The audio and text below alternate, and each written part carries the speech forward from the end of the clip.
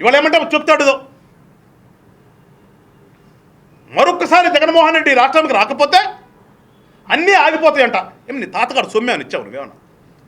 నువ్వు కొట్టేసిందంటే ఏమన్నా రూపాయి ఇచ్చావు నువ్వు ఎవరికన్నా? అదే కదా బాబు, ఇదేమన్నా నువ్వు లేకపోతే ఆగిపోవటానికంటే నీ సొంత సంపాదన ఏమన్నా పంచిపెడుతూ ఉంటే ఆగిపోద్ది. నువ్వు లేకపోతే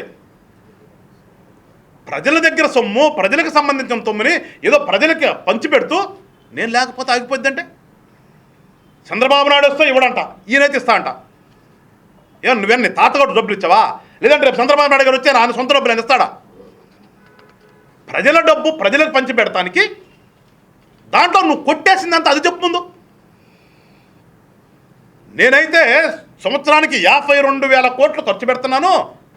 చంద్రబాబు నాయుడు గారు ఇచ్చిన హామీలన్నీ కూడా అమలు చేయాలంటే 1,00,000 పైసలకు కోట్లు అవుతాయి, ఎక్కడి నుంచి తీసుకొస్తాడు అని పెద్ద క్వశ్చన్ మార్క్ ఈయనకు. మళ్ళా మేము వేసే క్వశ్చన్కు నువ్వు ఆన్సర్ చెప్పలేవు.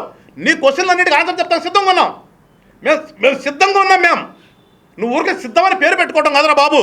నువ్వు అడిగే ప్రతి క్వశ్చన్కి, నువ్వు చెప్పే ప్రతి ఒక్క సమస్యకి కూడా ఆన్సర్లు చెప్పడానికి సిద్ధంగా మేమున్నాం. సిద్ధమని చెప్పుకుని నువ్వు మరి దేనికి సిద్ధం చెప్పను? ఏ ఒక్కదానికైనా సిద్ధమా? నువ్వు దేనికి సిద్ధం కాదే మీరు? కానీ మేము చెప్తున్నాం, మేమిచ్చినటువంటి మా మిత్రపక్షంతో కలిసి మేము ఇస్తున్నటువంటి హామీలన్నీ కూడా అమలుపరచడానికి చిత్తశుద్ధితో మేము పనిచేస్తాం. నువ్వు దోసేసినటువంటి ప్రకృతి సంపదని దోసుకోకుండా ఆపితే ఈ రాష్ట్రంలో ప్రతి ఒక్క పేదవాడిని సంపన్నుడిగా చేయొచ్చు. అదే నువ్వు అడిగిన క్వశ్చన్కి ఎక్కడి నుంచి వస్తాయంటే 1,00,000 కోట్లు నీకులాగా దోసేసే ఇసుకని ప్రజలకి సక్రమంగా ఉపయోగించి ఆ డబ్బులంతా ప్రజలకు ఖర్చు పెడితే చాలరా బాబు. దానికి నువ్వే అప్పులు తీసుకురా అవసరం లేదు.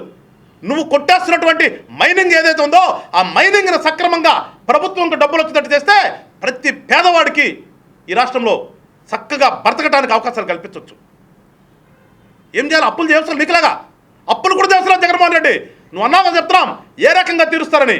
ప్రకృతి సంపదను కాపాడుకుంటాం, ఈ రాష్ట్రంలో వచ్చేటటువంటి ఇన్కమ్ని సక్రమంగా ఖర్చు చేస్తాం, నీకంటే డబల్ బెనిఫిట్ ఈ రాష్ట్రంలో ఉన్న ప్రజలందరూ కూడా చూపిస్తాం.